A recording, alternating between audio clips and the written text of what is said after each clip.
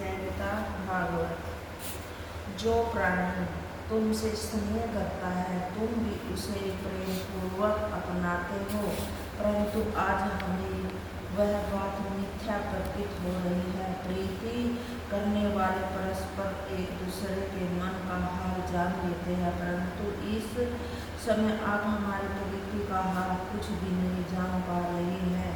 वेद शास्त्रों के कथा अनुसार जब तक मनुष्य अपना मन संसारिक मोह माया से दूर नहीं करता, जब तक वह आपको प्राप्त नहीं कर पाता। उसी के अनुसार हम सब की प्रीति छोड़कर आपके पास आए हैं। यदि आप हमारे चाहने पर भी हमसे प्रीति नहीं रखते तो आप हमें हमारा मन लौटा दीजिए जिसे आपने चुरा लिया है, या फिर आपको हमें अपनी दासी बनाना ही पड़ेगा। यदि आप हमें ठुकरा भी दे तो हमारे हृदय के भीतर जो आप बसे हैं वहाँ से निकाल कर कहाँ जा सकेंगे।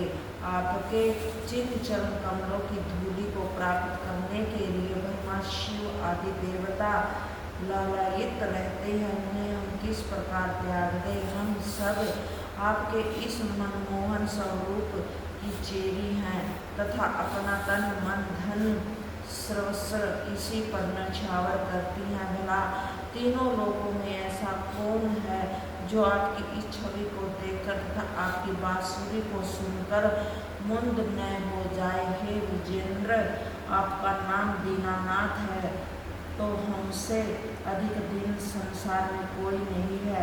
आप हमारी मनोभिलाषा पूर्ण कीजिए, अन्यथा हम सब आपके विरह में इसी इच्छा से आप अपने प्राण त्याग देंगे कि सहस्त्र वर्ष तक आपकी ही दासी बनकर जन्म लेंगे। परीक्षित, जब श्री श्याम सुंदर ने गोपियों की ऐसी सच्ची प्रीति देखी तो उन्होंने अपने पास बैठाकर कहने लगे कि हे गोपियों, यदि तुम्हारी ऐसी इच्छा है तो तुम मेरे साथ रास करो। यह वचन सुनते ही सब गोपियाँ इस प्रकार प्रसन्न हो गई जैसे उन बालू पर टपकती हुई मछली को किसी ने उठाकर शीतल जल में डाल दिया हो।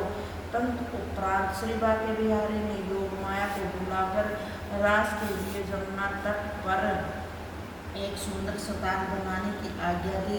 यह सुनकर योग माया ने उसी समय एक रत्न जड़ित गोल चबूतरा बनाकर तैयार कर दिया तथा उस चबूतरे के चारों ओर केले के खंभे गाड़कर उन पर मोतियों तथा फूलों की झालरें लटका दी। जब चबूतरा तैयार हो गया तब श्री श्याम सुंदर, राधा आदि सभी ब्रजबालाओं के साथ वहां जा पहुँचे।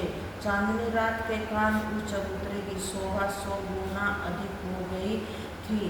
श्री श्याम सुंदर की इच्छा से उस चबूतरे के पास ही वस्त्र आभूषणों का एक ढेर लग गया, जिन्हें सभी गोपियों ने इच्छा अनुसार धारण कर लिया। फिर वे सब 16 श्रृंगार करके श्याम जी के निकट आ नृत्य गायन करने लगी। उसी समय श्री श्याम जी ने राधिका जी के साथ वास्तविक रूप में रहकर अन्य सब दो गोपियों के बीच में अपना एक एक रूप प्रकट कर दिया। उस समय श्री श्याम सुंदर की शोभा ऐसे लग रही थी जैसे श्रवण की माला के दानों में नीलमणि जड़ी हुई हो। जिस समय मनमोहन ने ब्रजबालाओं के गले में हाथ डालकर उनका मुख चूमा तथा अपने कंठ से लगाते हुए बंसी में अनेक राग रागनियाँ भरी, उस समय उन सबके हृदय में धनक रही विरह की ज्वाला शांत हो गई। उस समय गोपियाँ उनकी अमित छवि पर मोहित होकर रह जाती थी। श्री श्याम सुंदर कभी तो अपनी बाहों टेढ़ी कर उन्हें प्रसन्न करते थे और कभी उनके गीतों को सुनकर स्वयं आनंदित होते थे। कभी कोई गोपी उनकी मुरली को छीनकर स्वयं बजाने लगती थी, कभी कोई उसके स्वर में मिलाकर गा उठती थी। हे परीक्षित, उस समय के आनंद को देखकर देवता ब्रजबालाओं के भाग्य की प्रशंसा करते हुए इस प्रकार कहते थे कि देखो त्रिलोकी नाथ इन गोपियों के साथ कैसा रास विलास कर रहे हैं, इससे बढ़कर उनका धन भाग्य और क्या होगा। श्री बांके बिहारी की ऐसी कृपा देखकर सब गोपियों के मन में अभिमान हुआ कि हमारे समान सुंदर कोई अन्य स्त्री नहीं है।